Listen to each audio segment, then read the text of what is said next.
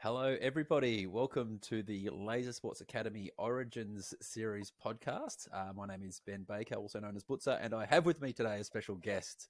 We have Mr. Doc Baldwin, also known as Doc. Doc is a Zone Laser Tag Australasian Championships Hall of Famer. In fact, one of the OGs with Mr. Doug Burbidge. He's been the side operator at Zone 3 Canberra for 25, nearly 26 years, a very long time before he handed that over recently. And he was there at the inception of many things, including the Australasian Championships, things kind of kicking off in New Zealand, as well as the return of Worlds in 2009 into Finland. So super stoked to have you on, mate. Welcome along. Thanks, Bootza. Appreciate it, mate. All right, mate. Surprised you're actually awake considering you've got a brand new baby. Oh, well, she's 7 months old now, mate. So we've started to sleep again, although I have heard that regressions can happen, so I'm not holding my breath. But yeah, well, mate. mine are 22 and 29, so no more sleepless nights. Yeah. Well, I actually remember the first time I met you would have been mid 90s. You got out of a cab with Sally and a baby Caleb, I'm pretty sure. And it was in the arms. You ran through the rain because it was bucketing down with rain to get into the foyer. And you came to meet us. Wombat had told us a special guest was coming over from Canberra, and we'd all kind of rocked up to meet you. Dropped in. And in true Doc fashion, bridging the worlds, he was there to meet the West Australian bandits, essentially. That was fun, actually. Yeah. I remember that night. Yeah, very, very, very good introduction. And you brought some players with you. I think, what was it, the second time you came, you might have even brought some players with you, and we had some games. Yeah, we did.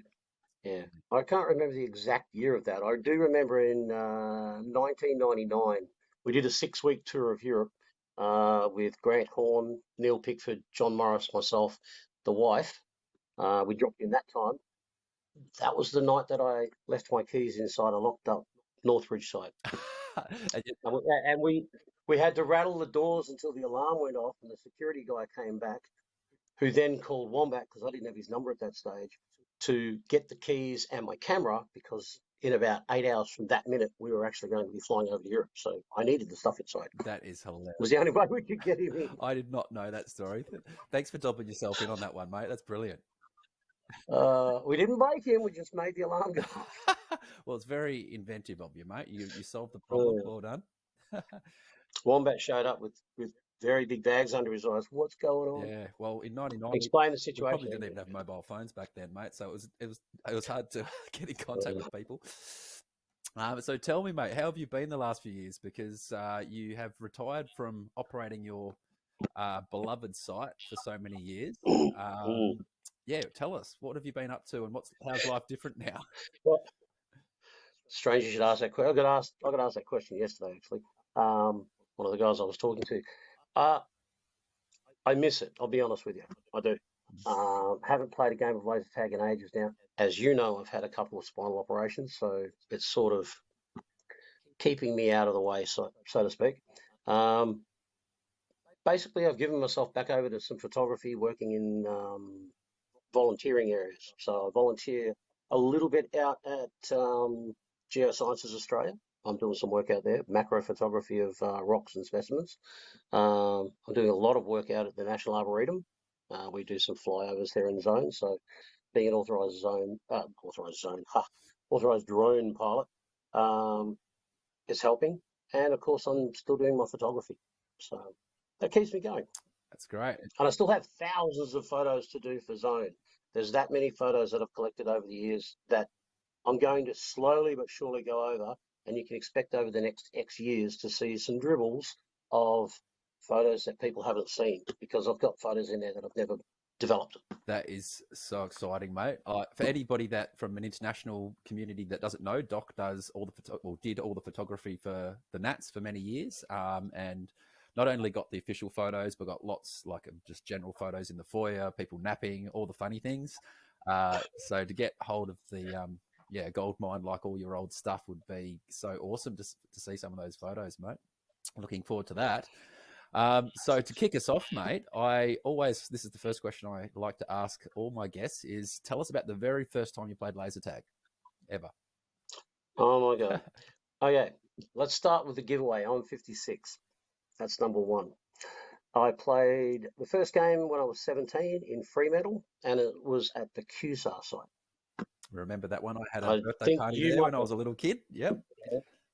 yeah, played there. And I thought, well, that looks okay, so I'll give it a go. Walked inside, played it, and if you remember it as well as I do, it was a little bit glitchy, but still a lot of fun because you were running around, exercising, people yelling, people having fun. And that was it. That was my introduction, 17. And then I didn't see it again until 1991, 92. And that leads, I think, a little bit into your next question, which was, we saw that in Darwin. The Darwin site, the big zone 3 site as you go into Darwin on the left-hand side, was a big red sign that said zone 3. You could see it miles away. Right. And it was, what the hell is that? Walked inside, saw it, bought 3 games. I played the first, Sally played the second. I jumped into the third game before she had a chance to toss a coin over and get it. And I even jokingly said to her when I came out of that game, if we ever get out of the Air Force and I get tired of working on Hornets, let's go start one of these. And she went, yeah, that'd be all right.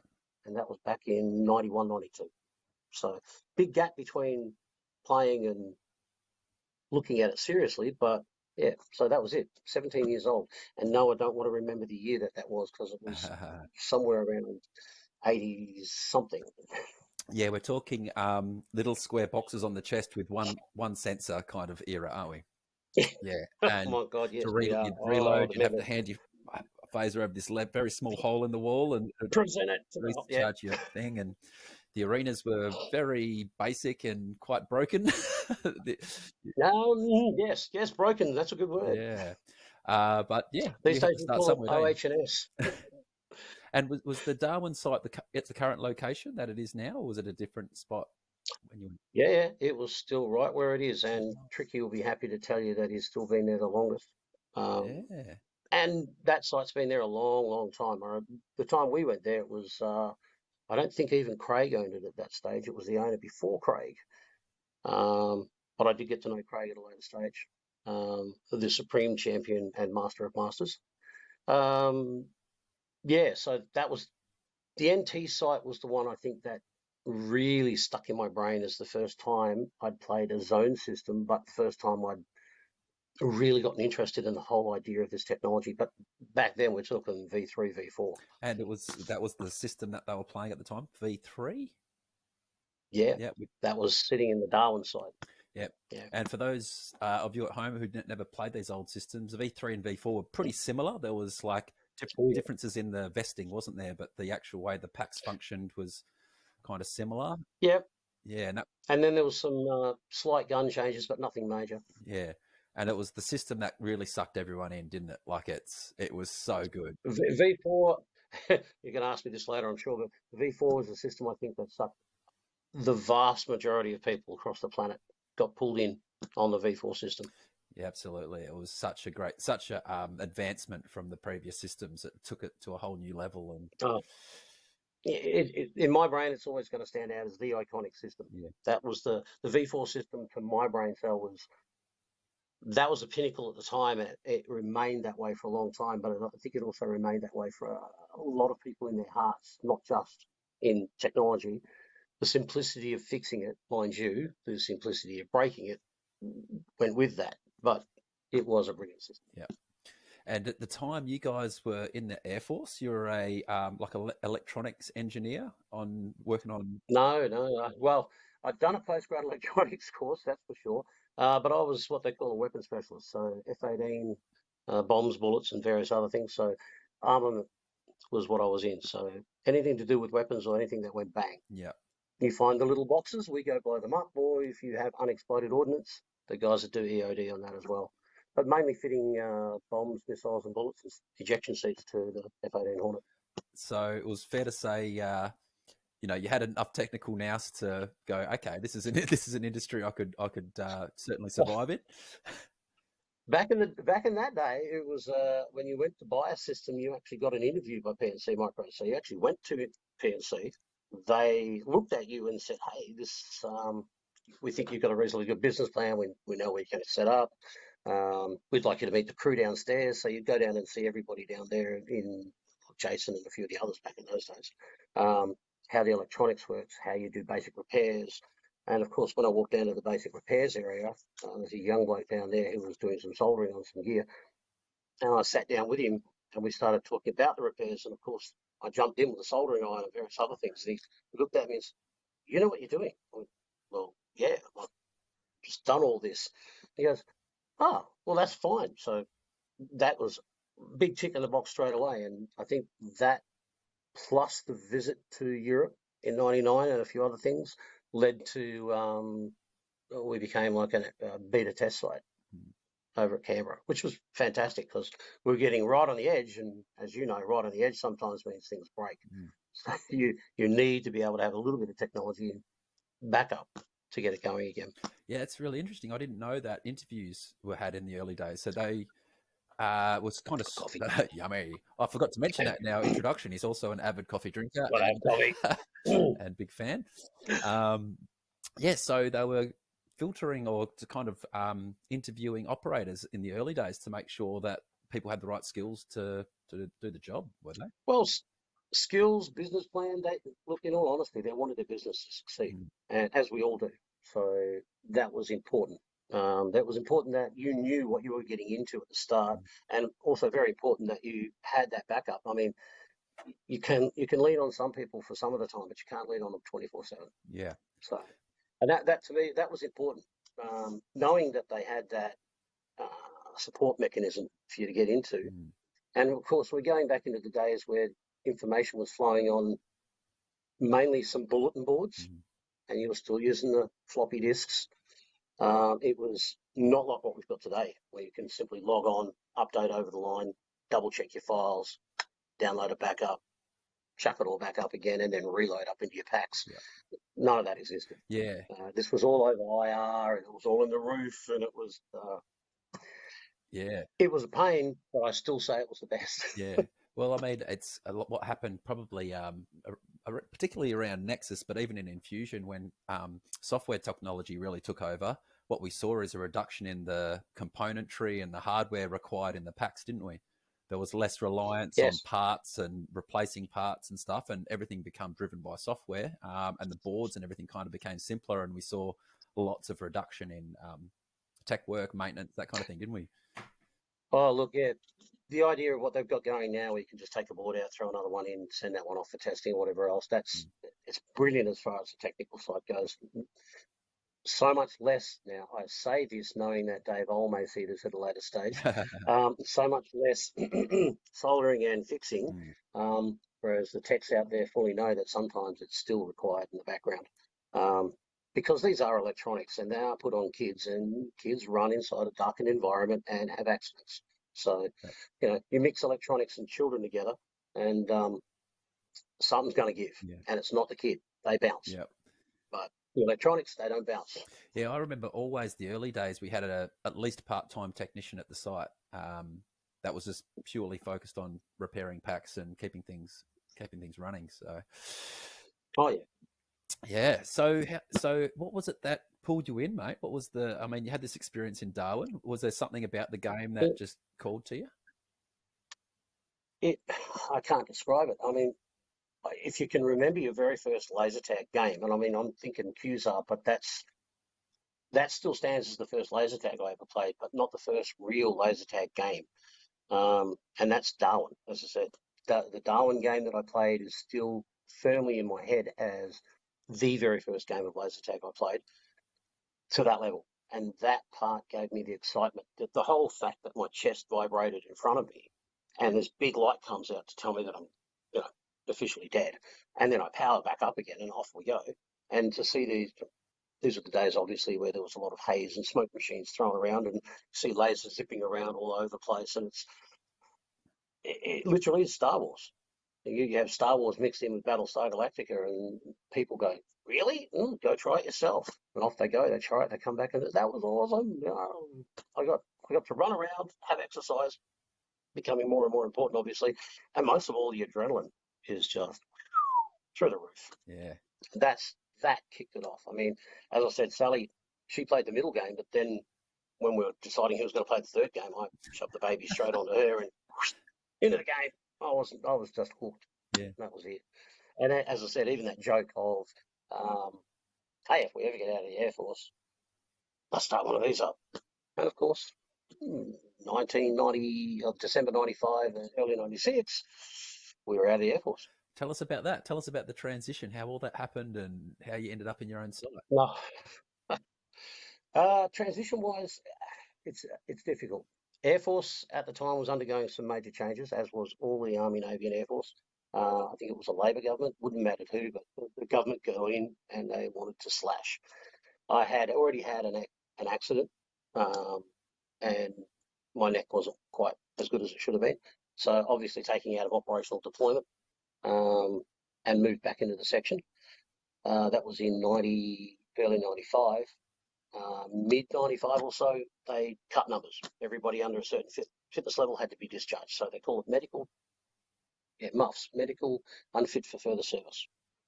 Not your brain, just your body. So arguments from my side were, hey, I'll go take that desk sergeant's job and I'll go do the education side of it. 10 years experience, and you can put him in place. The government just needed to slash numbers and save money. So over 3,500 people were discharged, Defence Force wide. Wow. So that was a bit to take. And when I said to Sally that, hey, we could probably still do that LSA thing. We've got the technical abilities. Why not? I had a little under 24 hours to submit and do a business plan. And of course, we didn't have internet at that stage. Well, no World Wide Web. So it was down to the Catherine Public Library. And if you know Catherine, it's in the middle of nowhere, looking at what you do to do a business plan. And it was about 8 or 9 weeks later that the business plan was accepted and we got finance to do it. In the meanwhile, I tried to get as many jobs as I could. Didn't work out. We plotted a path to Canberra because I looked at Canberra and said, well, there's one LSA business there, but it's a competitor's business and I don't think it's as good. And as you know, people get into business because they'd like to make a living, but B, they think they can do it just that little bit better than someone else. 25 years in, I think we did all right. Certainly did, mate. I was always, as an operator, a little bit jelly belly of how many schools you guys got in every year. Like it was just a procession of buses out the front of your site. That's. Oh, mate, I could show you the photos, but at one stage we had 2 double-deckers and a single parked out back on the concrete, while another one was loading up at the front. And I think we were doing at one stage, we were doing something like 220 schools a year. That is incredible. Given there's only 360 odd days a year, that's anything. Sometimes we're doing 2 or 3 schools a day.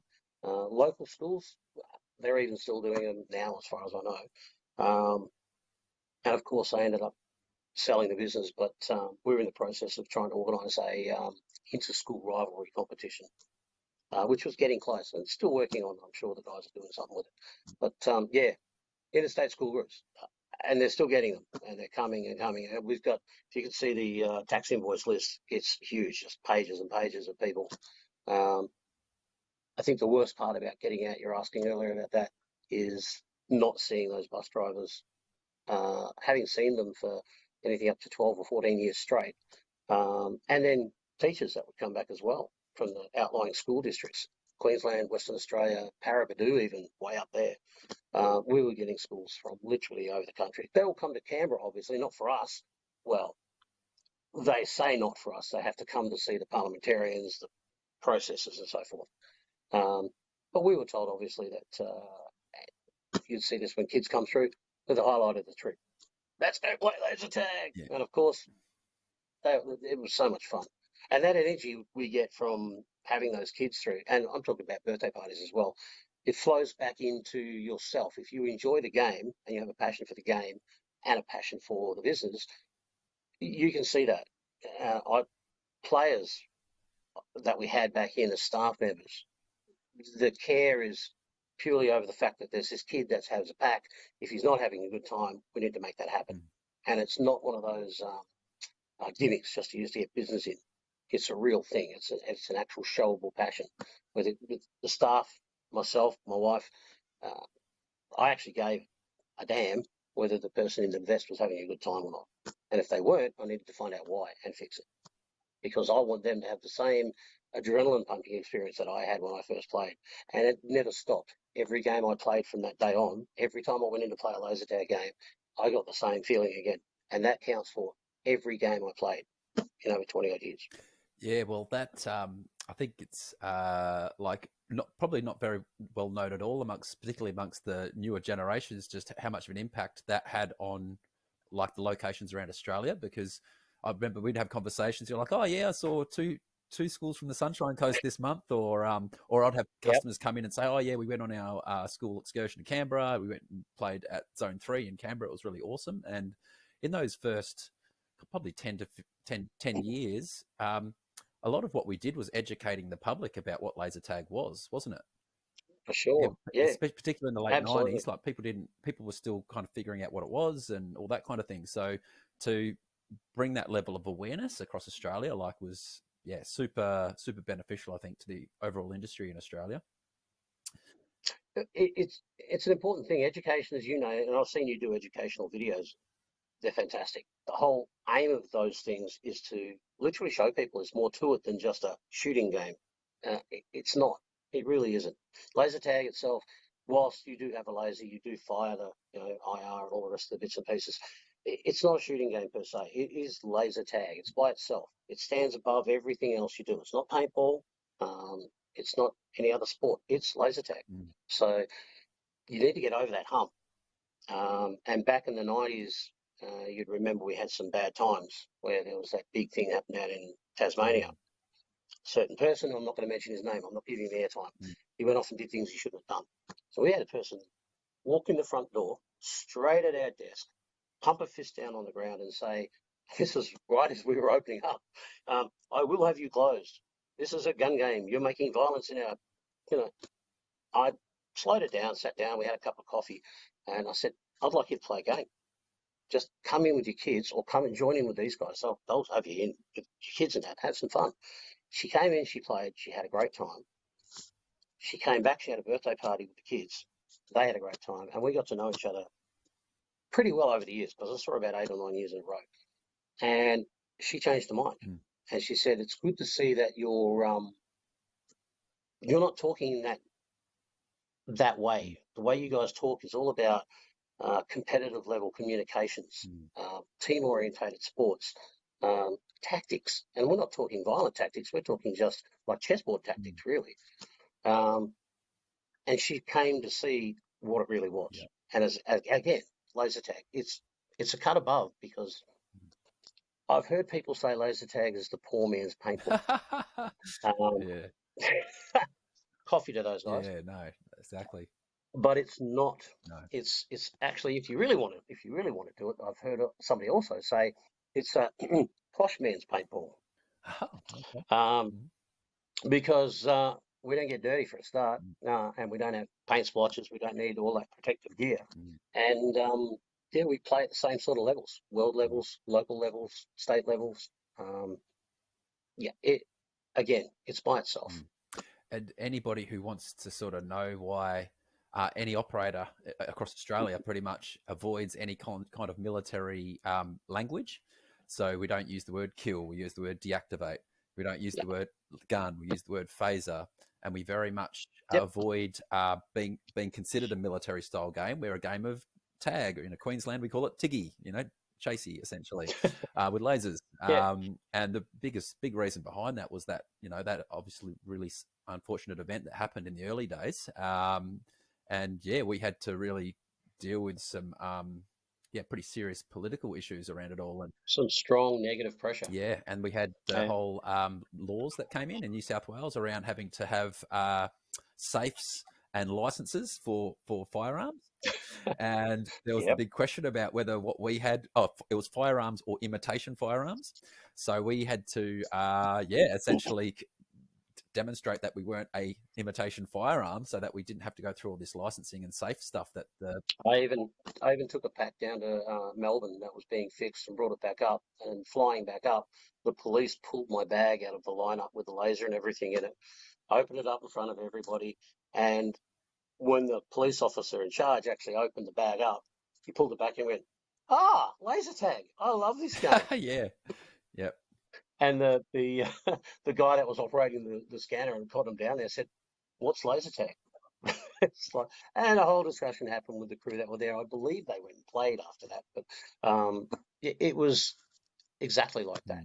You know, the whole, and then of course years later there was the whole laser scam where people were pointing those green lasers at yeah, aircraft, and everybody had to find out whether they got certificates for lasers and how strong they were and when they could pulse and how dangerous they were. And I know for a fact that we've got a file sitting back there that's probably about 9 inches thick, of all the information that basically tells how safe and all the rest of the gear really is, and the safety mechanisms put in place to make them safe.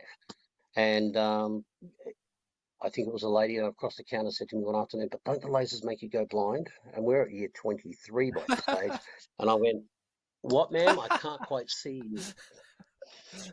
As I said to her, I'm using these, and the only reason I'm using these is because of these computers, nothing to do with lasers. I had 20/20 plus vision, and lasers didn't cause any of that to go away. And I played, I'm comfortably going to say over the 25 years, in Canberra at least, I'm not going to say Australia, but in Canberra at least, I've played more laser tag games than anybody. So, no, lasers won't make you go blind. You've got a blink reflex. They are low level. So many safety things. That's all I can say on that one. But just the discussions over the years about whether you get zapped in the eye and your eyeball will burst, or I think I've heard it all coming through those doors. Yep. So many stories. I know, and we've gotten through it. Like we haven't had any like big industry issue like that for quite some time now. So I think, you know, we got through it. We made it. I guess the big one that I thought Andrew Larkin always had a great response to. Andrew Larkin was the site operator at Campbelltown for many years in New South Wales. He was host operator at 2006. We always were confronted with the isn't laser tag a kids game, when we'd say to people that it was a sport, and he would say, "No, it's actually an adult game that kids play." Correct. Yeah, and I was like, I like that. Yeah, because it is when it's played in its entirety, it's very much an adult's game the way we play it. And fortunately, we're lucky we have kids that play it because they're the ones that pay the bills essentially, so we can keep these venues open. So true. Yeah. Yes. Don't worry. I can. Commonly, if you want to know any children that haven't grown up, you just need to find your nearest laser tag facility and the operator. Yeah. And you will find the biggest child in town. Thanks, mate. Appreciate that. So tell me about the how you guys got started in the early years with leagues and things. Like, when did you start kicking the leagues off at Canberra? And who did you learn off? Did you just wing it, or did you guys? What? You know full well. I actually got a lot of wombat. Actually, to be really honest with you, it was interesting. I had my first operators meeting. We used to have those quite often, actually. And you go down to Melbourne for it. So they sit you in a room, a lot of people talking about what you do, how you do it, what parties you do, all the normal shit that goes with operators. And I looked over and I saw this bloke sitting there, Michael Thomas. I said, I heard you mention the leagues that you're running. And he, foolishly enough, said yes. And after that, a gazillion questions just came out. And I just dominated his time. And I totally thanked the guy for every minute he gave me. But he told me all about the leagues that they were running. And even then, I met Brad Barnes and Mark Chook Harding, and they gave me a copy of the rules that they had written in Victoria. We took them way back. And two of my oldest friends now, by the way, and three of my oldest friends with Wombat. And I took the original rules back to Canberra, and then I rang Wombat many times. How do you operate your leagues? How do you organise your leagues? How do you set this up? How do you set that up? How? I'm a sponge. Give it to me. We'd already been running mini competitions where we just played a basic game. Now, to put this into perspective a little bit, take about 40 A4 pages and lay them out across each other. That was how we figured out how the score set was done. We had to go through all those pages to figure out where the ones and zeros had changed to make different things change to get the right scores done. So it was a lot of learning and paperwork to do it in those days, but he was the one that basically kicked me into the right, I'll say the right way, but the organised way of playing leagues. So we started our leagues up. The following year, we went back and asked some more questions, and I actually asked Kate Holmes, who was working really heavily at that stage in the Australian scene, if we could have a championship, and she laughed. I'll be honest with you, she just laughed. She said, well, it's been tried. Many other people have given it a crack, but you won't get support from other sites. It's just not going to happen. I mentioned that at the operators meeting to a few of the guys. Wombat, Ben Jansen, and Ron Holm from in Queensland all came on board and said, you know what, we need to do something with this. This is a great idea. Maybe we really should do this. Now, this was when the sites started talking to each other, not just talking to PNC and then the information bouncing back out with just the operators meeting. So the sites started to converse. And at that point, you could see it was a real physical change. People were starting to get interested in this whole idea. And the following year, we went back and told Kate that we had it going. We wanted to do this. The hardest part's always agreeing to the guidelines, the rules, whatever else. That's always going to be the most difficult. And we'd done it, taken the original rules by the original guys from, Barnes and Harding, and I think there was someone else in there too, and rewritten them to a point that they could be used for modern-day LSA. And I say modern-day LSA coming from V3 to V4 is not really modern in that respect, and it's changed a lot since then, but that itself, the communication, was right at the point where everybody started to communicate properly. And away, our leagues just soared. I mean, we were having competitions with like 15 teams. And for a little place like Canberra, and yeah, it's little, we only got at this stage, we were only got 260,000 people in town. And that might sound like a lot, but when you're trying to get them all into your store, it's not. So Melbourne have been doing a lot better. That's technically how we got into our first leagues. So that was like you're discussing these things at like the 97, 98 conferences, somewhere around there, because we had the first match in that area. Yeah, so it would have been in that area. Yeah. That's interesting. So you had Wombat, you had Benny J there, yourself, all those Ron Holm. So for those of you at home, Ron Holm was the operator at the Sunshine Coast location that's now operated by Katie Raven. Key figure, I might add, Ron. He's a real key figure in this, along with Ben Jansen and Wombat, of course. But look, those guys, once we got that first comp running and got dug into it, because that was, as you said, 97, 98, and then of course the 99 trip came up where we went over to Europe, and we spent 6 weeks in Europe playing any laser tag. I didn't care. It could be by any company that made it. We went to the damn site. I mean, yeah, we did see the Eiffel Tower. That was that big building, I think, with the point on top. You play laser tag in there? It was near a laser tag place, so we went. We primarily went to play laser tag, and that's going to sound strange, but yeah, we did see the sites. But I mean, we out to Sherwood Forest, past all that, all the rest of the bits and pieces to play laser tag. People thought we were nuts. You're over here to do what? Play laser tag. You came from Australia to Europe to play laser tag? It's like, yeah. And that's like, we met Tapio Huffman in that trip. Another key figure. Then, of course, in 2000, we went to America and played. And I met Mark Young, another key figure. There's these people, when they start to come together and they talk, that's when it happens. So everything happens when people talk. Yeah, that was so, what you're so good at is just going and visiting and bridging connections and going, hey, let's do something, and getting things started. You need to talk to this guy. Yeah, exactly. I don't need to talk to both of you. You need to talk to each other. And it's, I don't need to be involved. You go do the work. I don't want it. Yeah. So we'll talk about the US in a bit, but just before we do that, your trip to Europe, was there anything happening over there in terms of competition when you went, or was it really just going to play a There lot of was locations and learn about arenas and that kind of thing?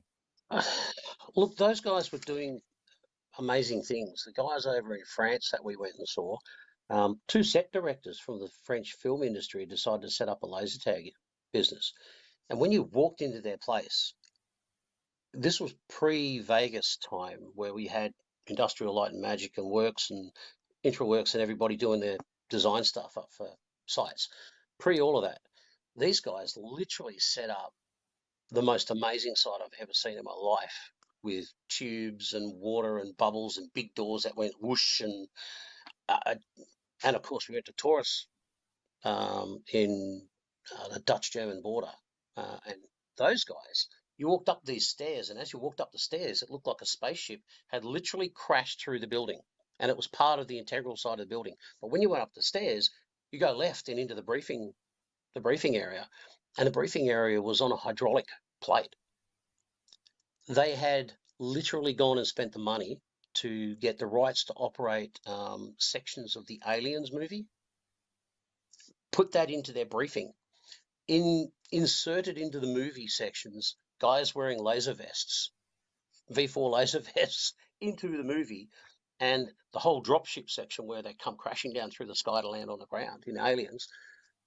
This entire floor that we were all sitting around having this video briefing from, Aliens, started to move and vibrate and shake as if you're in the dropship going through the cloud. Then a big poof of light and smoke, or blast of smoke, and then the doors go open, and they're all the vests that you have to kit up. And then you go down through 3 levels of this massive laser tag maze, and they've got sensors in the maze that if you cut past them, that sensor might trip something on the other side of a bird call or a lion call or something like that, or you get this whoosh of a gas canister would come up below your feet. You had a fully 3D immersive experience when you played in that site, and that's at Taurus.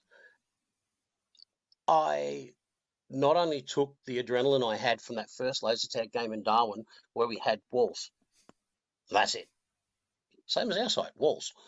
However, this took it to that level. You would look at this and go, oh my God, there's millions and millions and millions of dollars in here. And it's all designed to make that one thing happen, the adrenaline pumping experience. And they pulled it off so well. The one that I was talking about in France, over the roof of the building, when you first entered, it was like rolling thunder and lightning across the roof. You could actually see the lightning going off in the roof where they read the rules out to you. No running. And it was booming. It was like God was telling you, you will not run in here. I was like, okay. Yes, Odin. No problems, I believe. But that whole trip, when we came back, that changed the way we operated. Again, communication and changing because of experience. So we did. We came back and we thought, right, we really need to get involved in how this makes it look good. So we ended up repainting the maze, putting in a lot more disco lights, some more fog, hazes, no fog, just hazes. And we changed everything. Even the foyer ended up with an upgrade.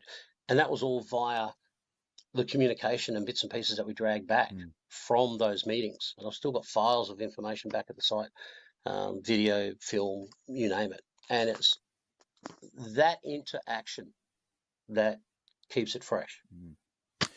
And that's the way you do it. Yeah, what a great trip. And I mean, we're talking pre-internet, so the way you learnt was networking. You go out, and that's those operator conferences. I went to a couple in my earlier years, and just learning so much. Not even at the conference, but after the conference when everyone catches up for drinks and dinner. The real communication happens afterwards, doesn't it? That's right. So coffee. Awesome, mate. So yeah, all right. And then you came back. So the Nats, that European trip was in '99. Just before our nationals. Just before the nationals. Okay. And the first one. And at the first nationals, we had you guys. We had Sunshine Coast. It was Tassie at the first one. Tasmania, and we had some Victorian teams. Yes, we did. 7 teams all up. Yep. And Aaron and the guys on the ground, I can't remember Aaron's last name at the moment, but it will come back. Aaron did all the base and groundwork to get the site preparation done. Yeah, we'd done the heavy lifting as far as the work side of the getting the teams involved. But those guys on the ground at the PNC Micros had to actually get all the equipment ready. And of course, those days it was run as a midnight to dawn. Right, because that's the way it was There was, done. there was no taking business away from the site. Yeah. Not allowed to happen. And that was the thing that was done in the US at the time as well, wasn't it? So at the time, Certainly you was. guys were probably learning a little bit from the US guys, or was there not really any communication? I had some emails in '99 from the US saying that they had competitions going over there as well. I'd seen some small competitions happening in Europe. There was a competition in Europe where they had different versions of different laser tag games, and they would play all of them over a couple of days. Laserfest or something like I can't remember the name, but it did exist. I don't think it does at the moment. But in the US, I had heard rumours of different states sending teams to a competition, which was, again, more interesting to me. I'm sitting there thinking, well, hang on, we're having our first competition this year. I really want to go to one of these. So, well, 5 Australians ended up playing in the USA Championships in Alhambra, and that was 2000. So the very year after our first competition. Yeah. And before our second one. Yeah. I want to ask you about that in a minute, right after we talk a little bit about those early years of Box Hill, because we all know there was the two first nationals at Box Hill. There was a little bit of wild westing going on. Understatement of the century. Yeah, tell us some stories, mate. Tell us about how it ran, how many teams we had, or anything you want to share. I'm embarrassed in part of this because again, that passion that you have for the game shows through. When you get teams that are now playing for a real life comp, like this is the first big comp that we're talking about. So we played over this Friday, Saturday, and the Sunday, I believe it was. And the competition was 3 teams in the maze. We had Sentinels, we had Mines, we had the bases. And in those days, it used to be stun, kill. And I used the kill term because that's what was used then. Okay, stun, DAC if you want. So it used to be shoulders, lasers, or stuns. The front and the back were worth like, I think the front was like 400, the back was 200. There were major points to be had if you stun, DAC. Now, I'm not trying to cause an argument, but Queensland, down at the competition. Down we go, boys. No, we can't hold the rifleman hold. Why not? Because that's covering up the vest. So everybody from Queensland like to play with their arms parallel to the ground. They don't now, but that was apparently the way. And there was somebody mentioned a group called the Black Watch. Oh, the Black Guard. Yes. The Black Guard, that's them. We'll hope to get some early Black Guard people onto this series at some stage, because they were the early Brisbane/Queensland adopters crew, and they had very strict guidelines about how they played and all that kind of stuff. Well, we had one player from their group who was in Canberra, and he was adamant this is the way that we needed to play. And me being, well, ex-military, the rifle hold is what we get taught to do. So that's, of course, we just played as we played. There was no, those first set of rules didn't have that intricate design to move to that side of it. But so there we are with 7 teams. We've got our Mines, our Sentinels, our different styles of play, because Victorians were just open and loose. They'll just play any version. It wouldn't matter, arms up, arms down, didn't matter, touch the plastics, don't touch the plastics. It was all just it looked like a spastic chicken dance, I guess. When you watch those games in the day, sort of the way that I describe LOR. But then the Tasmanians came into the competition as well. They were there for the very first one, and they also had a different style of play. Now that's, in those days, you wouldn't sit back and think about that. That's actually a brilliant thing. As you get older and learn, you realize that the merging and melding of all of those different play styles is a good thing. You suddenly realize that there are different ways to play this game. There are different ways to look at it. And it's not a bad thing. It's just a different thing. So that's the hard part. You need to get over that hump. So the game was played fairly heavily in the first couple of nights. And on night 1, one team was told that it was very not proper to tag DAC. You really should just, if you get one tag and you stun them, you should really just finish it off with a back hit. So we decided not to do that. I told my team very harshly the following day, look, we're coming in the reign of things, we're coming third at the moment after day one, and we're not gaining enough points. I want to see a lot of stun, go for the front.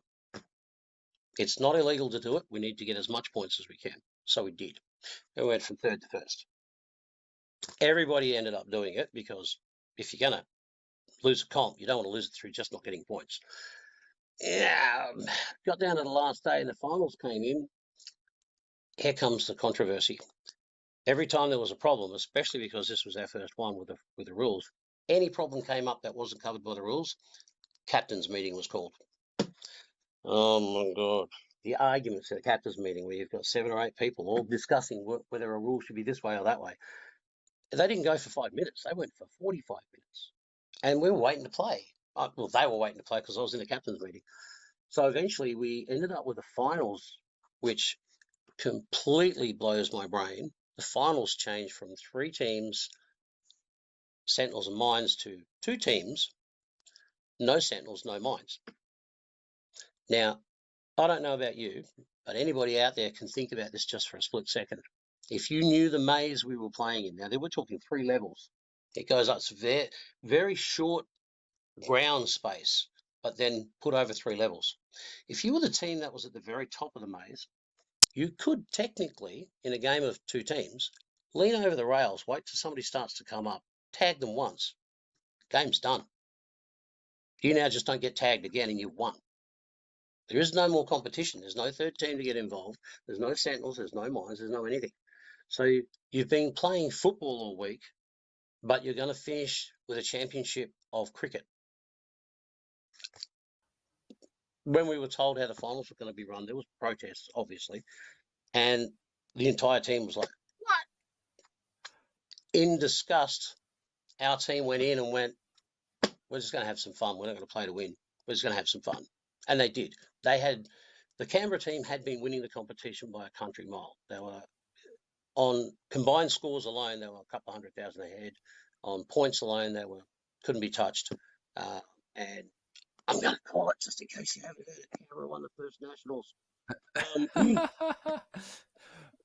Not Sunshine, but and by Sunshine I mean Sunshine Queensland, not Sunshine Coast. So yeah, there was some controversy in that first round, but we all learned a lot from it. Yeah. As well as that, Benny J's team had a very sick player on the last day. Their team was sitting in 3rd place, and he came and saw me and said, we can't field a team, and under the rules, because we can't put that 5th player in, we lose our spot, you go up to 3rd. My team and myself basically looked at his team and went, we're not taking 3rd place, you guys earned the right, it's yours. We're not playing it off, it's yours. There was that much respect between the teams.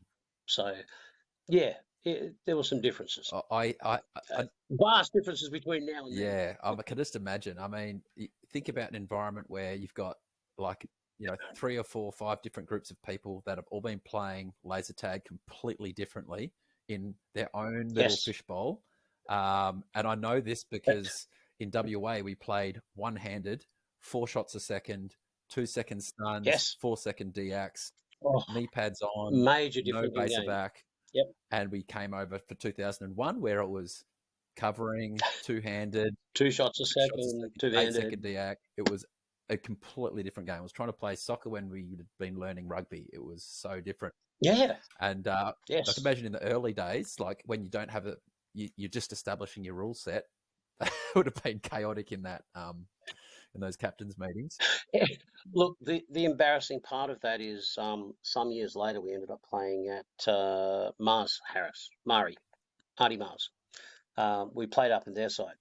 And I think on the 2nd or 3rd day or something, somebody called a captain's meeting, and then they started yabbering on about the rules and bits and pieces. And in front of everybody, I went, oh my God, I bloody had enough of this shit. This is the same as what happened in 1999 when we had 45-minute meetings and changed the way the games were played just so other teams figured they could get an even crack at the win. I'm sick of this, and I walked out. That was probably my most embarrassing moment. I had no right to do that, not at somebody else, especially not at a friend's site. And in front of all those captains, it's embarrassing to me and certainly degraded them. And it was the following day, after I thought about it that night, I actually went, we had captains' meetings first start of the day then. And I walked back into the captains' meeting on the next day and said, look, before these proceedings start, now that everybody's here, I have to give you a full heart-blown apology because what I did yesterday was disgusting. I shouldn't have done that. I let my own passion get the better of me and my own emotion blew up. Instead, I should have been open and way more open to discussion. So I apologise unreservedly. Well, I'm sure, and I still do to this day. That is still my worst moment, in my opinion. But well, I'm sure you were quickly forgiven, Doc. The amount of good things that you've done for our community. I've been atoning ever since. I need to ask for verification on a story I heard, actually, talking about that first match. I didn't do it. It was him. Exactly. So I heard from a Queensland player when I first moved over here. For those of you at home that don't know, I originated in WA, played my first nationals for Western Australia in 2001, and then moved to Queensland in 2003. And the only Nats I ever missed was 2002 and 2022 from that point. So I missed the one in Canberra and I missed the one in Bendigo last year.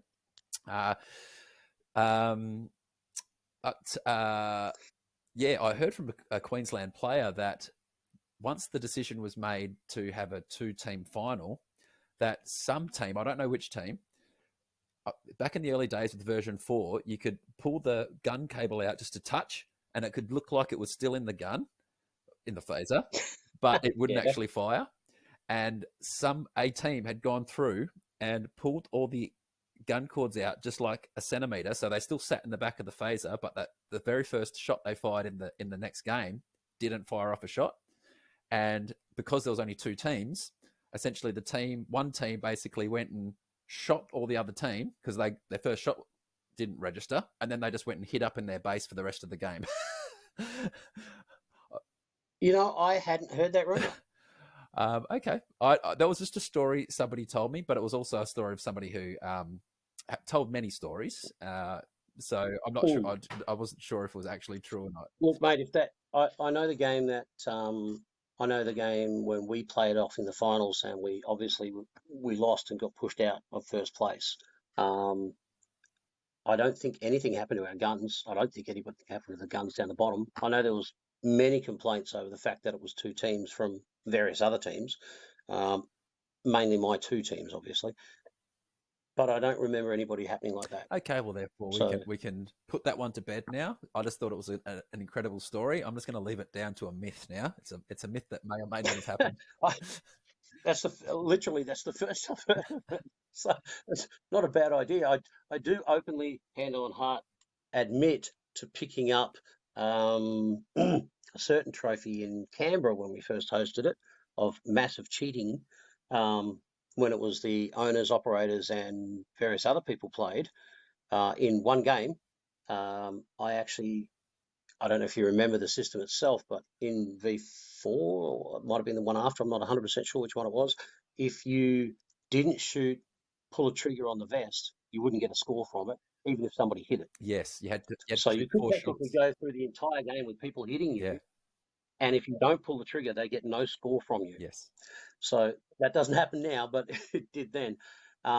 So I had one of my staff members go through the kit-up room when we had 37 vests. So I had 15 players in, owners, operators, and I think Brad Barnes and a few others from PNC.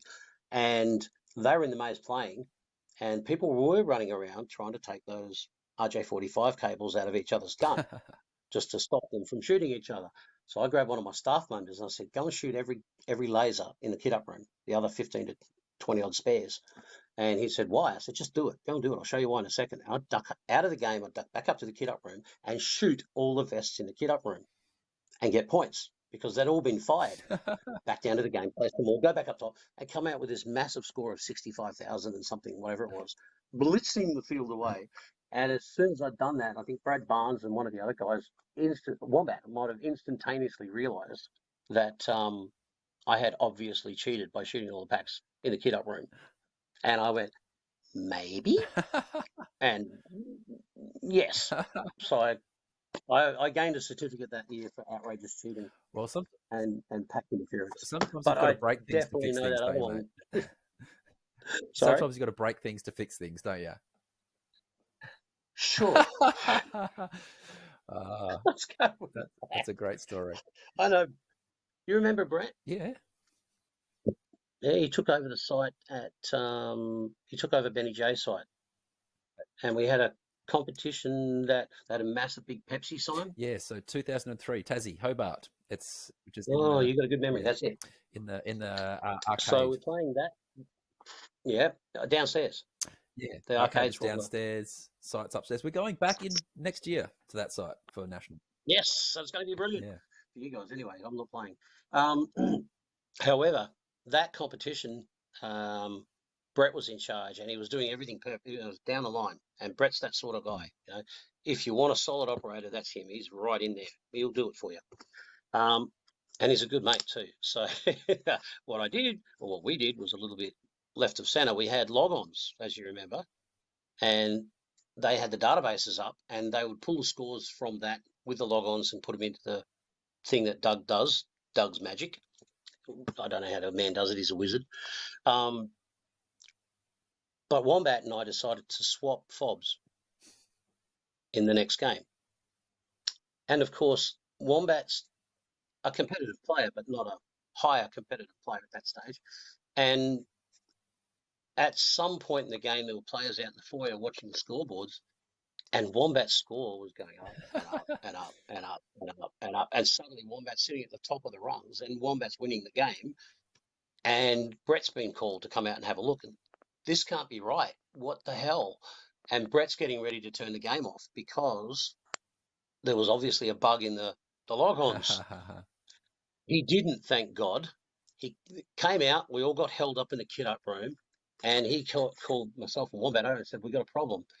Wombat, you won that game outright. You just like blitzed it." And Wombat said, "Oh," and then Wombat and I swapped fobs back in front of Brett. He took us into his office and tore strips off us. Did he? Oh. He was right to do so. Okay, he was well within his right, and I thoroughly support what he did because we shouldn't have swapped fobs, but we thought it was funny at the time. I don't anymore. Well, this is a little bit. This is a competition game, so this is an official national game. Oh yeah, this is an official comp game. Yeah. You don't do that. No. You do not. Boys and girls, if you're out there watching, don't do what Doc did. Bad. And Wombat made me do it. Well, to your defence, mate, in the early days, I think there was a much bigger focus on fun and making sure the competition was social and everyone enjoyed themselves, so they came back, and 100%. it got more competitive as the years went on. And Wombat was clearly somebody who was in the corner of let's keep it social. You know, he sort of, his decision making weighed more that way, which was, you know, one of the reasons that he had so much success at his local leagues, because there was so much, he was such a social character, so magnetic that. There was always like going to Macca's after league, and like there was a big social contingent that happened outside of just playing laser tag, and that's why they had such a successful scene there for so long and still do. I remember a time, I think it was at Masters 2007, where Wombat was standing on the drums shooting people over the walls. That might have happened as well. Maybe it happened. Maybe not confirmed. No video footage of that, but may have happened. There may have been a air guitaring maniac running after Ben Jansen in his own maze, yelling "Benny" non-stop, and a particular Masters as well. But God knows who that was. But yeah. Well, it didn't affect him because he won Masters and Solos that year in his own arena, 2007, on Benny J. Oh, there's my claim to fame. There's my claim to fame right there. It might have been his brother, Craig's brother, I might add, who won Masters in Darwin, but Craig didn't make top 3 in Darwin. Oh, I got second. Oh, there you go. Beaten in his own man, he's the master. Good. I don't care I only got second. I still beat him in the main. Got that off my chest at last. Good.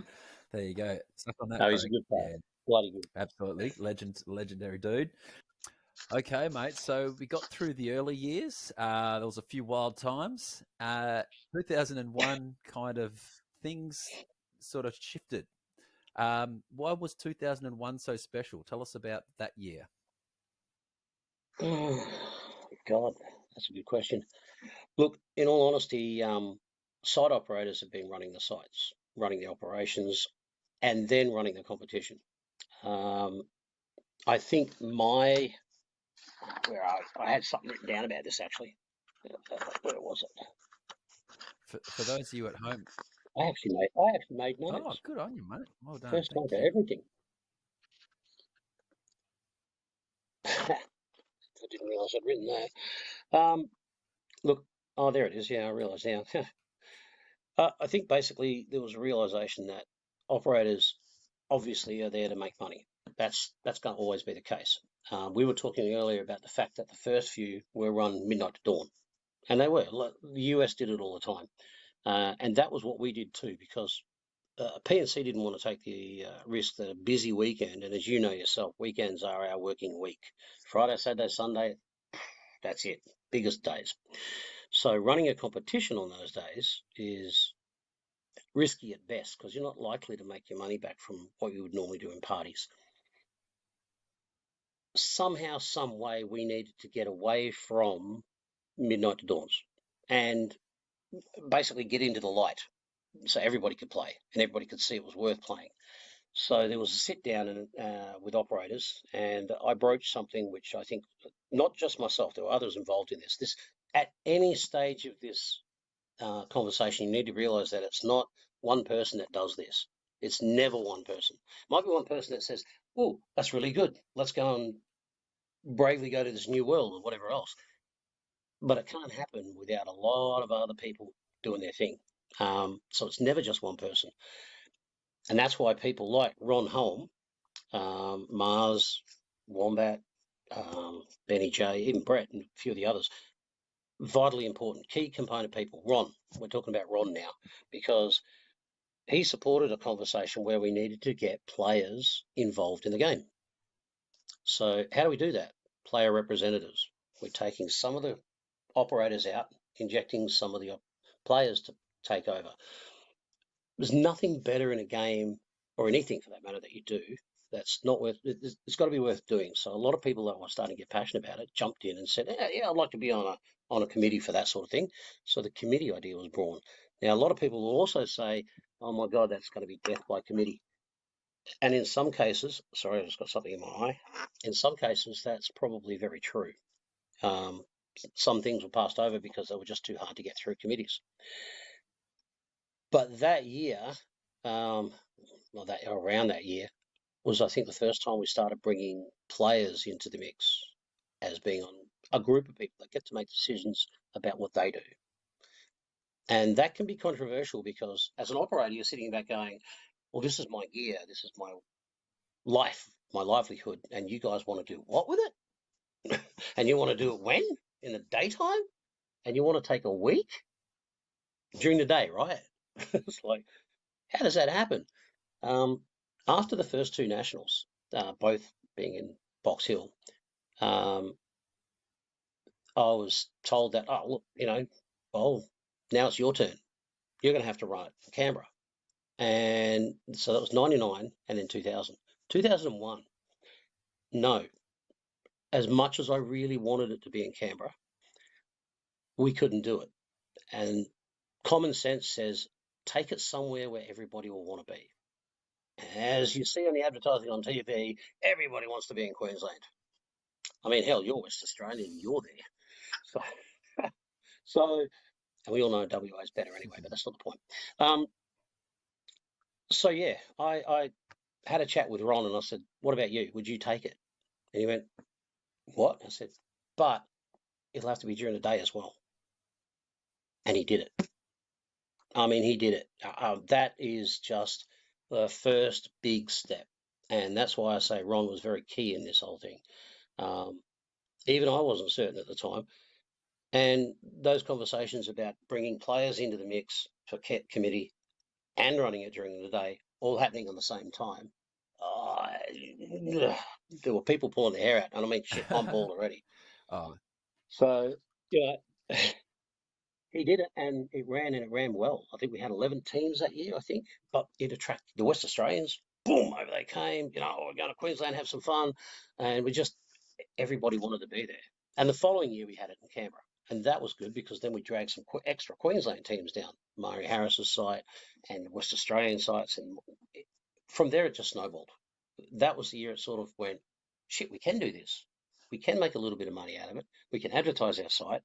We can make the players help and assist, but not so much make, because they wanted to do it. They'd always wanted to do it. They just didn't know they could have the availability of doing it.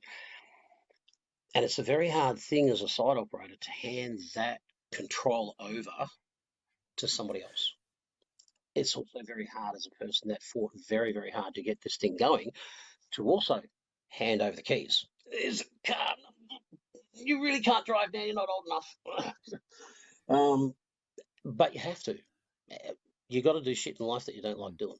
It was such pioneering, those decisions made in those early days, because nobody was doing it back then. Nobody was having competitions, during the day on weekdays. There were no guidelines written for any of it. Yeah, like there was no precedent for anything.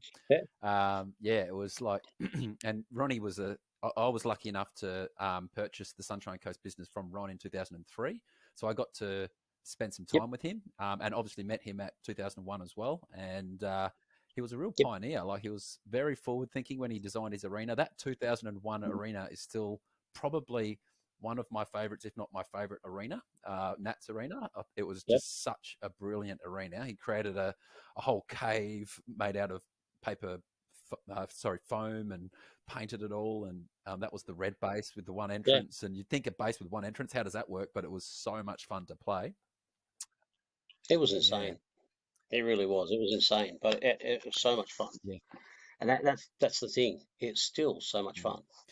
Yeah. I guess one of the questions I wanted to ask you is, what of all the in those early days, what were the key decisions that you guys made as a committee that you feel shaped? Because, we all know ZLTAC became very successful. By the time we got to 2000, in its own right. We got to 2004, and I think we got up to like 20 teams for the first time, and then we got to 2011, and we got to 30 teams for the first time, and we just kept breaking these kind of records. More. Now we're at a point where we're like, okay, team caps, we've got to limit how many teams can come. So what do you think were some of those key decisions that were made by that group, including yourself, in those early days that shaped the success that we had? Look, I think I really have to say, in all honesty, one of the big things that was a requirement was pack stability, equipment stability, and having that uniform gear. People like Dave Old going in and pre-servicing packs right before a competition. I mean, that can't be understated. It's a quiet thing that happens in the background that a lot of people don't see. And when that happens, it's not only rewarding for the players, but it's rewarding for the people that do the job as well.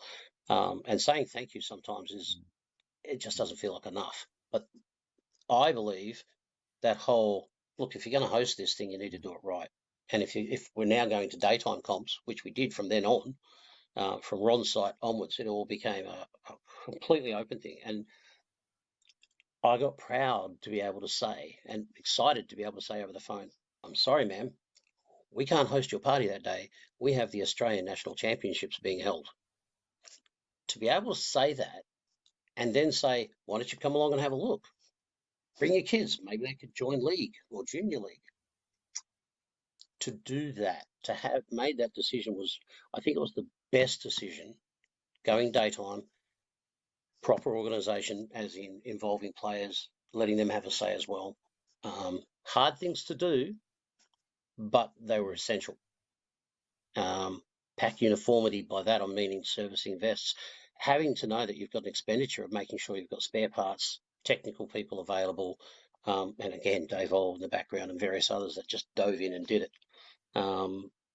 Shex and all the rest of the guys, just you can't put that down as a small thing.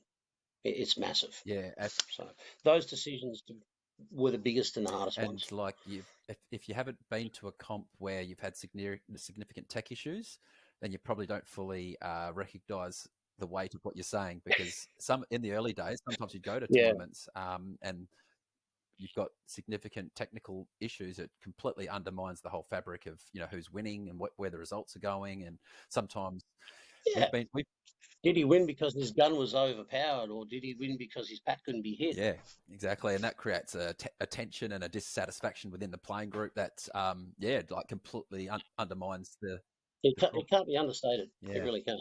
We've So been to a tournament where even events had to be cancelled because things were running so far behind because of technical issues. So, yeah, we fully recognise the power of that.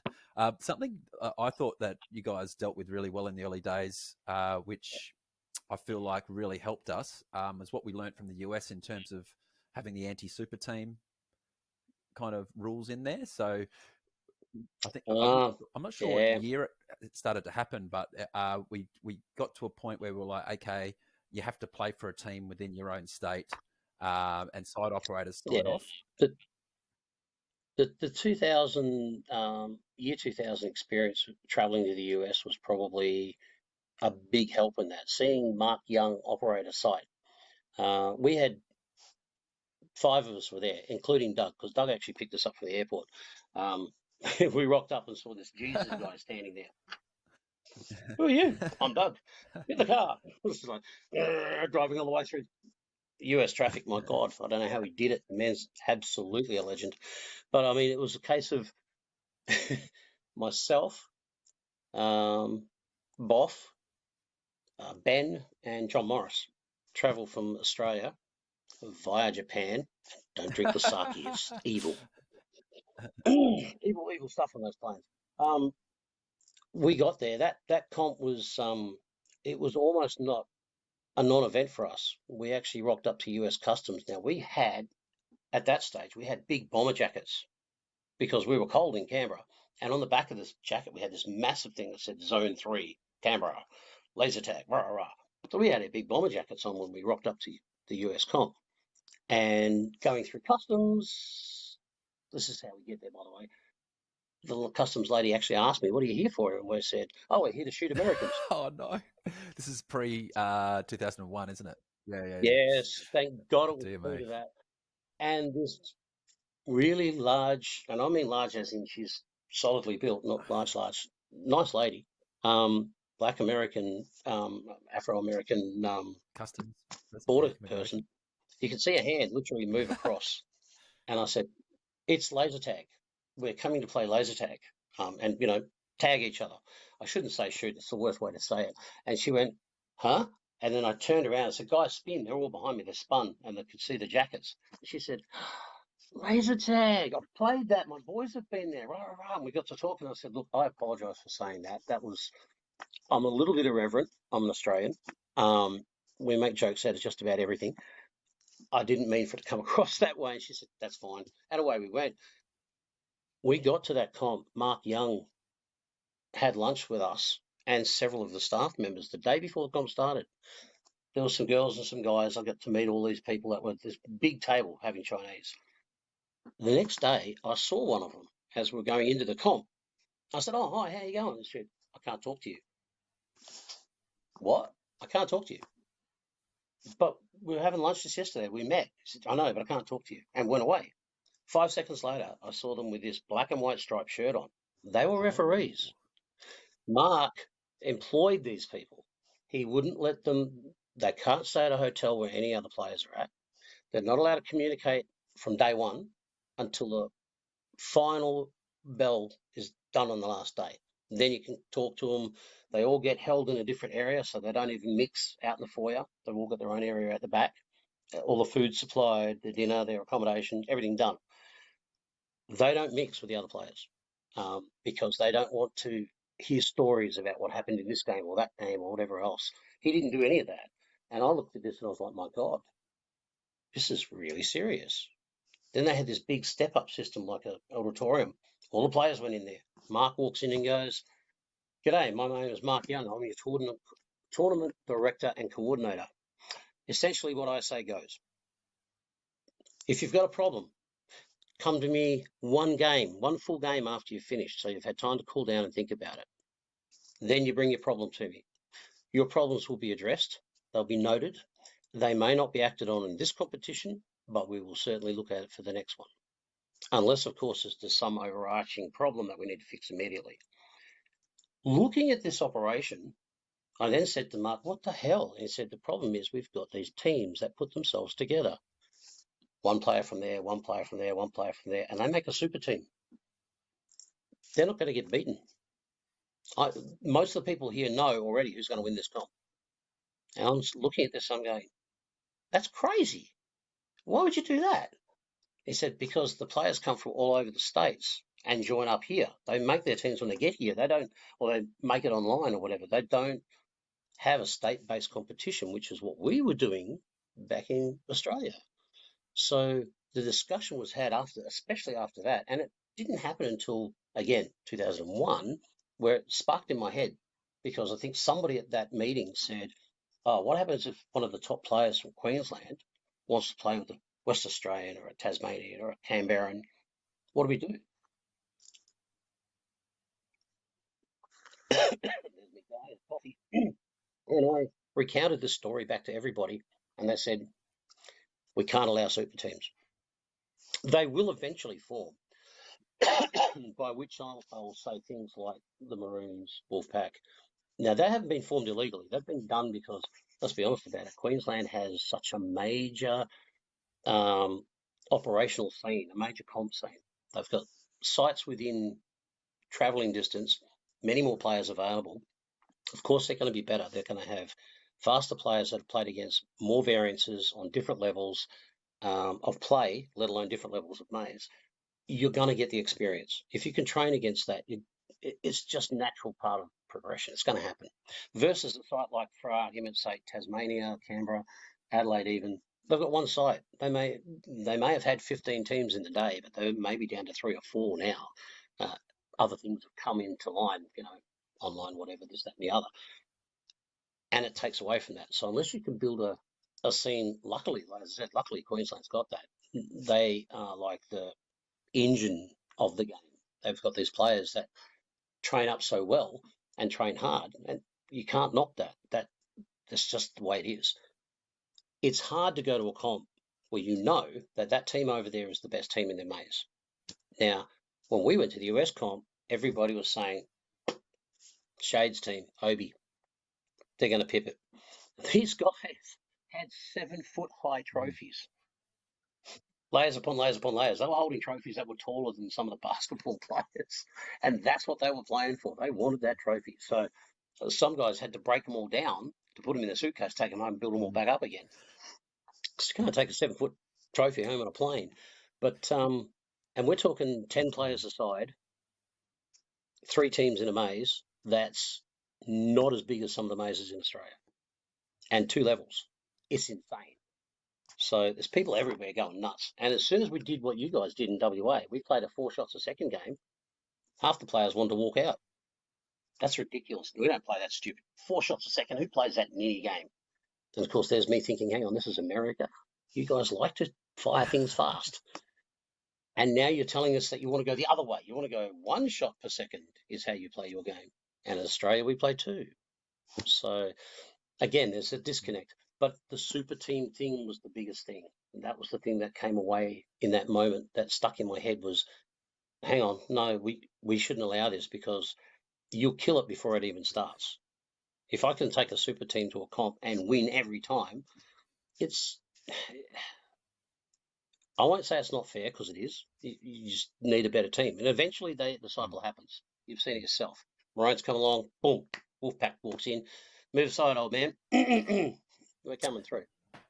Yeah, I think I just thought it was a brilliant decision to make. Like, I really feel like it was so important for us. And I think from my memory, the earliest kind of super team that we kind of had in the Australian scene was the they started off as Goat and then they turned into Boom. But it was kind of like a Yes. super team from Victoria. So Sinclair and Gumby and Belfast and Gemmell, they all kind of came Yep. together because it was at that stage in the early thousands there was quite a few sites around Victoria, wasn't there? So there wasn't just Box Hill, Yeah. and they kind of accumulated all the best players from around Victoria to form Goat, who won in 2005, and then they transformed into Boom. A big majority of those players transformed into Boom. Who Yeah. made finals, never won as Boom, but they were very close. Got a team deny away from a Oh, win in 2009. Uh, but just yeah. sorry for bringing that up again, guys. But Painful. yeah, but fortunately, that's kind of like the limit of how a super team could affect our comp. Is like the best you could do is gather the enough players from your state to put the best team together possible. And we kind Yeah. of had that short period in the thousands. I think my memory is that there was a lot of teams that had two or three really top end players, but there wasn't pretty much any teams that had kind of five top end players, except for maybe Goat back in the day. We didn't have enough. We didn't have enough Yeah. depth in our local, and didn't have enough history in our local league scenes to have like a 5 or 6 man team of all elite players. Essentially, like we have now, we've got several teams up in the top 10 that can That do can that. do that. Yeah. So yeah, now even now, Queensland's been very strong for the last few years, but the difference between the Queensland teams and the next tier, the other teams in that tier, isn't very much. It's like a couple of thousand points. They're still pushing it. They're still pushing the Yeah, and they'll edges. still be. Yeah. And that, I mean that having super teams, once that was, and it wasn't just me, obviously other people were involved in this conversation, and they were saying the same thing. It was exactly that point. Yes, it can come from a state-based area, um, but at that stage we were still muchly pointed towards having a site-based Mm, thing. So it was like your site would produce 2 teams to come along, or 3 teams. I mean, hell, Canberra even had 4 teams at one stage going to a comp, and which was our peak, as it were. Now, those days were, yes, the site operator would sign off on the players saying that they were, in good standing at the site, they were members, they were playing, that sort of thing. And it was around that time when the discussions of the super teams happened, where the site would sponsor the players to the point of saying, yes, you mm, represent, to where ideas were coming from other people out and around the community saying that, hey, what about having a state-based competition where we only allow X teams from a state, and maybe we have A, B, and C grades? And I mean, that's all still being discussed. It's as you said somewhat earlier, social-based competition at the moment. There is definitely a conversation yet to be had. How do we take it over that hump of a social comp into a proper sporting comp? Now, that's probably going to be one of the hardest things that they're going to face in the future, because some things will have to mm. go for that comp, but not necessarily for another. There's no reason you couldn't have Yeah. two. So, but anyway, that's a conversation that I'm sure is it's now out of my purview. I'm You get to retired. sit back and sip on your coffee and watch it all unfold, mate. Get your popcorn, watch the movie unfold. Um, It's not that bad. It's actually pretty good to see, because people are actually passionate about it again, and they're going down that road. They'll yeah. get there. Yeah, and I mean, it must be so satisfying to have been a pioneer and laid a foundation for something that's, still going beyond you sort of handing over the baton, I guess. Like, that's, Yeah, well, no batting handing over. Trust me, when it got to everybody else getting passionate, gimme, gimme, gimme, gimme. I'm playing this. you had to It was lock like, your baton up in a where's in a my little batting box, gone? and people Yeah. would come and like try and get it out at night. Yeah. I'm hiding my bat. You're not having it. No, in all seriousness, it was pretty easy to give it over. It wasn't because it was too hard to do or anything else. It was a case of looking at people and saying, these guys are. Whether I agree with them or disagree, it doesn't matter. It doesn't matter who disagrees. Like anybody from the early days, that core group of people that did all that hard work, they'll tell you the same thing. It had to happen. There's no two ways about it. You've got to move away from the protected thing that you may have started with, thinking it was the be all and end all. It's not the be all and end all. The be all and end all is an ever living thing. It never stops. So you can't say, "Oh, we're finally there." No. You're not. You'll never Mm. finally be there, and that alone is the beauty of it. And I think the other thing as well is that as time goes on, the playing group become more experienced. So when you start inviting players on, you can get players that have the skills that can actually contribute. Whereas in the early days, Yep. The operators are the perfect people to start it because they're business people, they're organised, they do what they say they're going to do. They've got money on the line. There's a whole bunch of reasons why, and also they've made promises to other operators. There's a whole bunch of reasons why the operators managing it in the early days was like so important to make sure it happened. And then over time, Not the for sure. slow introduction of players onto the committee to bring the players' perspective. Once core foundations are established, and we've got players that are got a skill set. They've been around the scene for 5 years or whatever. It was a really great transition. Do you happen to remember who some of the earliest players on the committee might have been? I actually don't recall. Oh God, I'm sure there will be in my notes somewhere around. There will be people in there. But to be honest with you, it's hard saying that because I still at that point didn't consider myself an operator. I just considered myself a player that was lucky enough to own a site. And I could get away with it a little bit by saying, my wife runs the site, I just play. Which we don't tell her because it's 99% true. We don't tell that to her. She was my hub. And that's another thing I say to people. You've got to remember the people that don't go to the comp, that keep your site running to allow you to go to the comp. Just as important. No, I cannot remember off the top of my head. I think Sync might have been in there at one stage. And you remember Sync's list? Oh, was that part of a It's still committee-based referred to. release, was it, in the early days? Oh, no, that was purely him. Oh, That's that was all his work. Yep. Yeah, that's definitely all his work. I applaud the man. It It's was still well getting done. done. The people are still doing Sync's list after all these years. Yeah, Yes, and he retired years ago. it's always known. I think Aaron, one of the Box Hill Jester. managers, he was right there in the early days. I mean, he did the heavy lifting of the site managing. That guy just, I don't know how he managed to play and run the site at the same time with the Midnight to Dawns. He just, again, another legend. Another person quietly in the background, just doing his thing, while the All Stars rock up and say, "Hey, look at me! I'm playing the game." Winning the arcade machines. It's just. Is it true they gave arcade machines as trophies for the first nationals? I don't know. I don't think there was. There was. There were definitely trophies. I don't remember arcade games. I do remember somebody telling me about that. I do remember Guardian at the first nationals. He had this really nice. I think it was a Citizen wristwatch. He was giving out watches those days. When he used to be in the watch business and so forth. There was one watch that everybody wanted, and that was the highest individual score of the competition. I still have that watch. Oh. And I might add, Clive and Sniper, the only two guys that were really after it before me, both out of my own team, I might add. We'd come out the first thing, we wouldn't give a damn where the team finished. We'd be looking straight at the scoreboard. Where'd I come? Clive runs out. Gotcha. I'm first. I'm up for that watch. And then Sniper would come out the next game.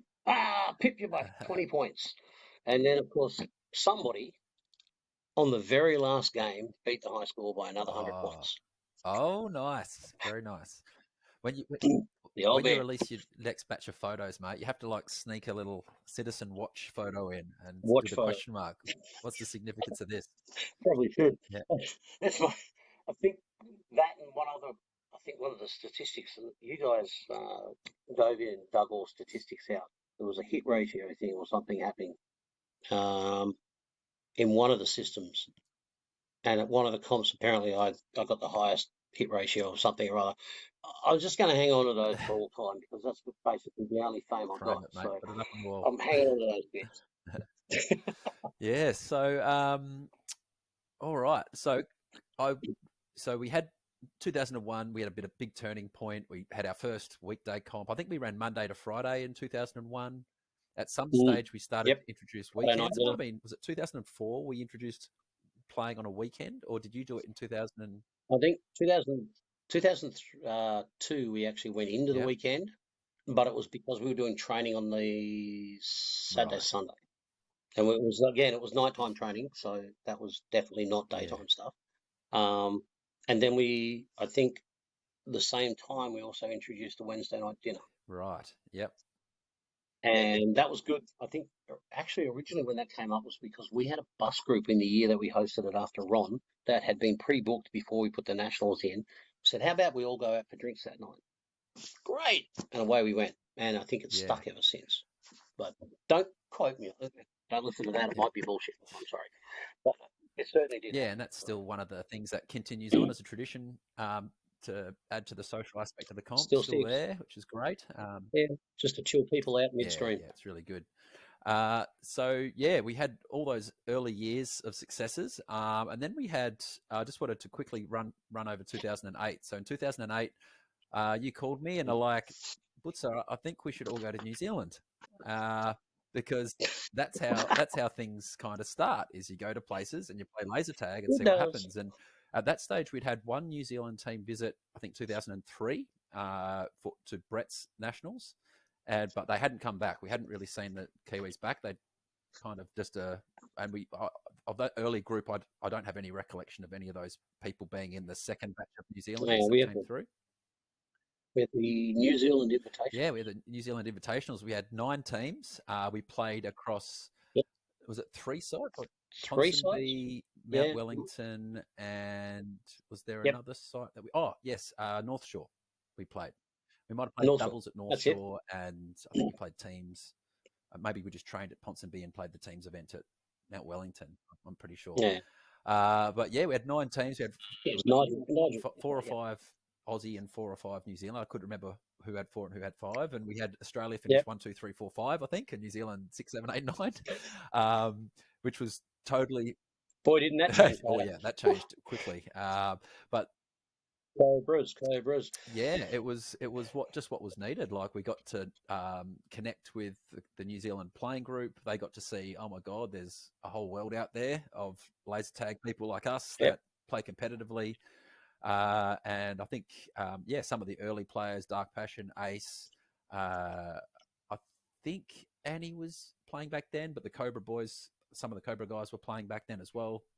And that kind of kicked off the New Zealand crew coming to Australia. And when was the first year they came? They came in 2008. Along came the invaders. They came over and then they trained and played, and they just blitzed away. And they sure did learn a lot in the first few years. They just tore the field up, and it was like I'll be honest with you. I won't say it was a breath of fresh air, but it was certainly a playing style and a training, a dedication to training that I really hadn't seen done before.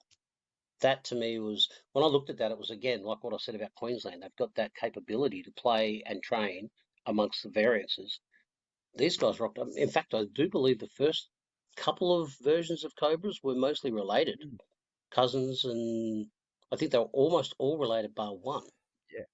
In some way, shape, or form. So you've got the brothers, and then I think is Moldy's a cousin, cousins. I think.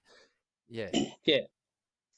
And it was looking at those guys, like I said before, I won't say it was a breath of fresh air, but it was a complete switch. People had done training before, but now we're looking at a group of guys that said, not only are we doing training, we're going to do as much training as we can possibly do. And in any maze that we go to, we're going to do the same thing. And I believe it was them that pushed a lot of our guys into, shit, that works. We need to train. Crap. Yeah, well, I remember that's the not Cobras in 2015 did so many hours of training, and they almost won the comp as well. And they trained at home pretty hard. They were really good. I remember they did the same thing going overseas too. Trust me. At any overseas comp they went into, they trained like nuts. I can't begin to say how many times I would look at them and say, I wish my guys would do that. Yeah, sometimes it comes They from didn't. within, doesn't it? It's like those guys were just It's got to come from they somewhere. really wanted it. So yeah, and I remember 2008 at Willetton, we had the first Kiwi crew come over and play, but it wasn't their most competitive group of people. It was just they just came over No, to sort of look at nationals and yeah, test the test the water, waters. dip their toe, go, hey, Yeah. what's this all about? And then I think they just kind of went, wow, oh my god, this is incredible. And then And most people do when they step into it for the first time. They look, even the last competition that was just hosted had a couple of mums standing in there watching the scoreboard, and they said, my son's been playing this for some years, and I didn't realise. I did not understand the scope of what you guys do. Just looking at the scoreboard, looking at the commentary, looking at the Twitch stream. This is amazing. And I was like, and all these people here made it happen. These are the people, as you said, players come in with experience from outside of zone, and they suddenly say, hey, you know what? We could set this up, and you could run this online, and you can do this, and you can do this. And operators go, really? Show me. I want to see. And they do. And it's that awakening, I think, that has really pushed it to where it's at right now. That and that core of people that have been in the background redoing what needs to be done for the rules, the guidelines, again, the stuff in the background that nobody sees that has to be done, it just gets done. You might not necessarily agree with it all, but then again, you weren't involved in doing it. You didn't want to do it, so just let it happen, and it'll all come good. And it did. Amazing. Amazingly good. Is Hey, that's amazing. That was a good team. is there a I guess a thing that you're most proud of that you've achieved within the sport, mate? Whether as a player or as an operator Ooh. or just as an enthusiast, what are the one or two of the things that you're most proud to have left behind with Zone? Actually, it's kind of funny you should ask that. I actually thought about that. I saw your question. I reckon one of the proudest moments I had was also one of the quietest ones. Just after I'd sort of, at one national, said, I'm done. I can't. I've got all this shit going on in my life that's away from zone. That's basically going to cause me to give up playing and do all sorts of other things instead. And I had a Kiwi player quietly tap me on the shoulder while we were all having drinks at the presentations. And he basically said to me, look, I want to say thank you.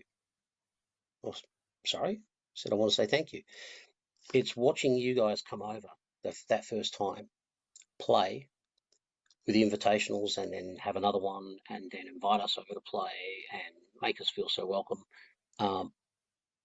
That's what got me involved. You guys got me involved. You pulled me in, you made me feel like family, and it was amazing. He hasn't left. He's still playing. I've got to say who it is, but that night when he told me that, above and beyond everything else, that made it worthwhile.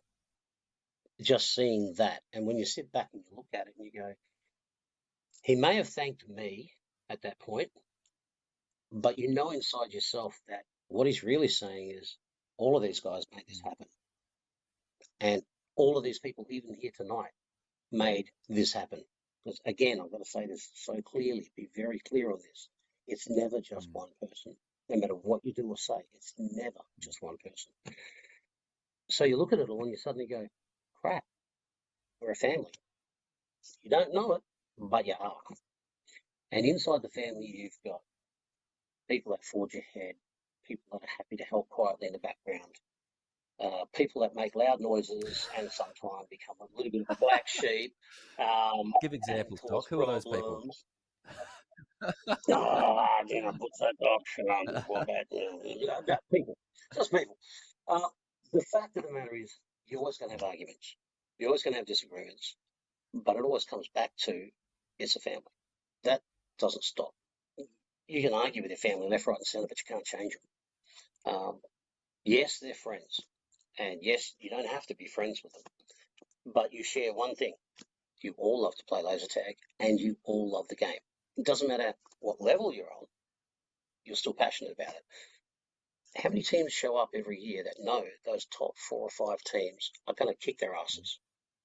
They still show up. So it doesn't matter whether you really win or you lose. It just matters that you go. And that's, I think, I don't know if you saw it or not, but I presented a new trophy for last place this year. And it's a trophy with all the teams on it that have come last. And literally, as it says on the trophy, you can't have a first place without a last. Every team makes the comp. So I think proud-wise, hearing that made me proud of what others had done, more so than what I'd done or anything else. I guess I'm just absolutely proud of every single player that's played and anybody that's worked in a capacity in the background, especially those people that have worked in the background without being spoken about or talked about, done all that work in the background. They know who they are. And I could give you a list, but it would be a bloody long one. And you can't thank any of them enough. Yes, you've got your key people, the people that are always in there, you know, your Dougs, your Simmies, your Butchers. Hey, I'm over here still in the background.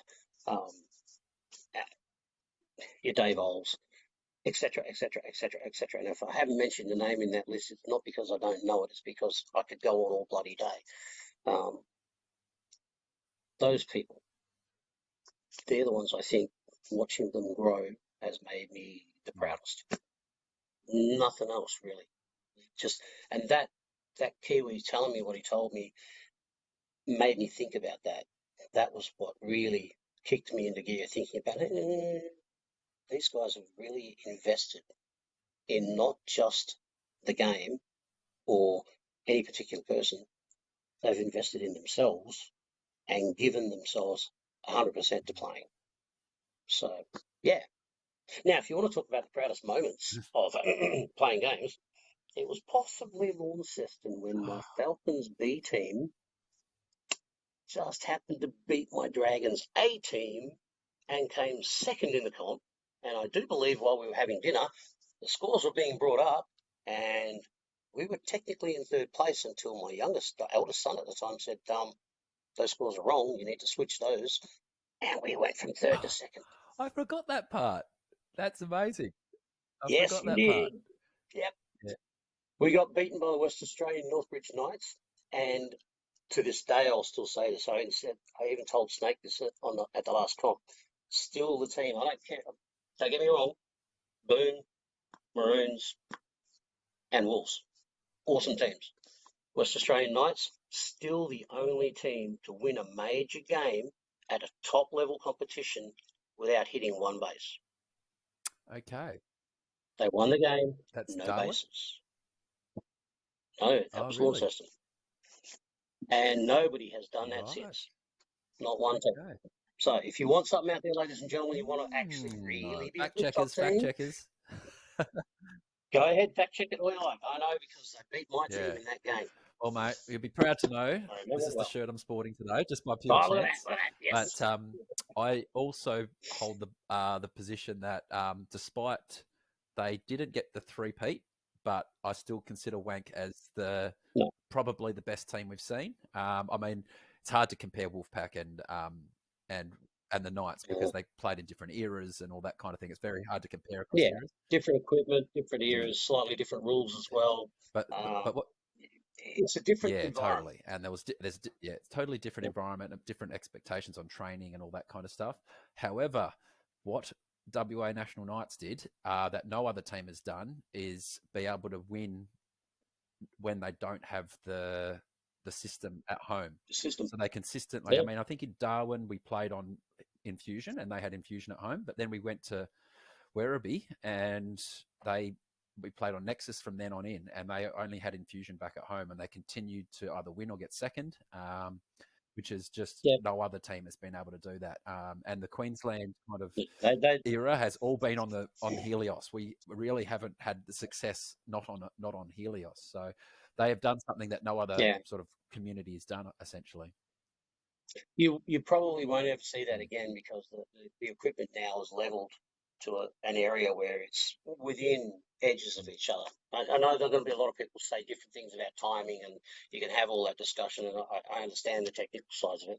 And I've seen some people write some brilliant technical documents to show how that all works, and hats off to those guys. It's more the fact that at the moment we know where the technology is at.